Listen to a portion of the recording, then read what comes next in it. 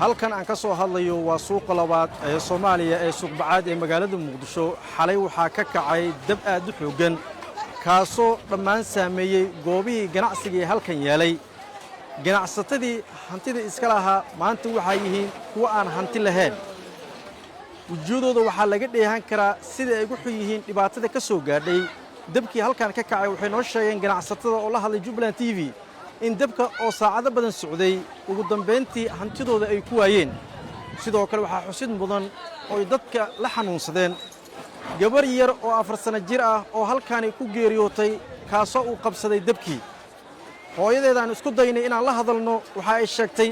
inaysan warbaahinta la hadli karin maadaama ay murugaysan tahay gabadhii ay waqtiga badan ku soo bixisay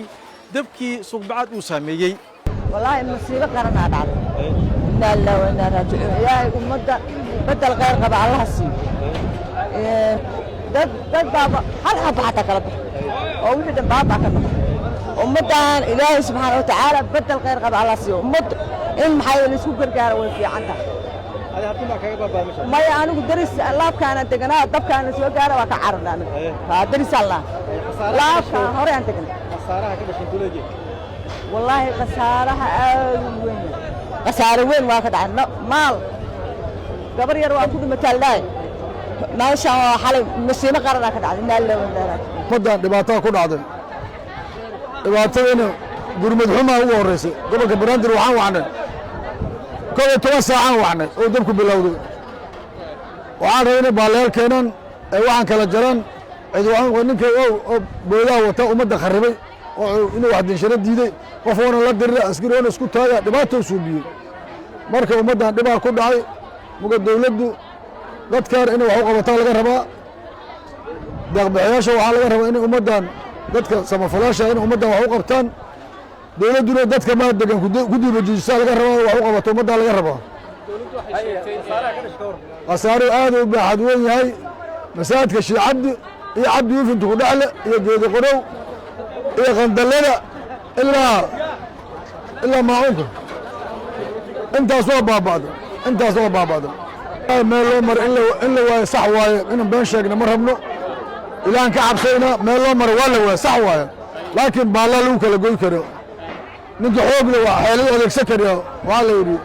النسار وتقري ما ويا ليري بالله يلي وتن ضد مجاب بدنا وتن وهذا كره لكن إن اللي هو وصح gabar yarina ku dhimatay sax waa idin guriga dabka bilowday ku jirtay waa ku dhimatay idoo hurdayso dabka kacay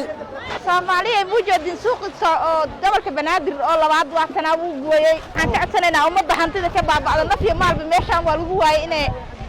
ummadda Soomaaliyeed naga soo gaaraan saana u dhibaataysan maanta suuq bacaad waa loo jeedaa suuqa labaad oo gobolka Banaadir inuu yahay dhibaatadan naf iyo maalba waa lagu waayay meeshaan khasaaro badan naga soo gaaray ummadda Soomaaliyeed waxaan ka codsanaynaa inuu ummadda ka soo gaaro dhibaatadan oo gaarta la caawiyo يعني waxaan dhigi karnaa masiibo aad iyo aad weyn waaye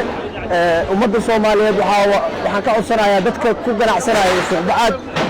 waxay isugu jiraan qaybo kala gedisan waxaa ka mid ah qayb dad aad u liito masaakiin ah ganacsiyada qaybahooda kala gedisan ayaa aad u baaba'ay xaqiiqatan gurmad badan waa la sameeyay laakiin waqti badan ayuu dabkan soconayaa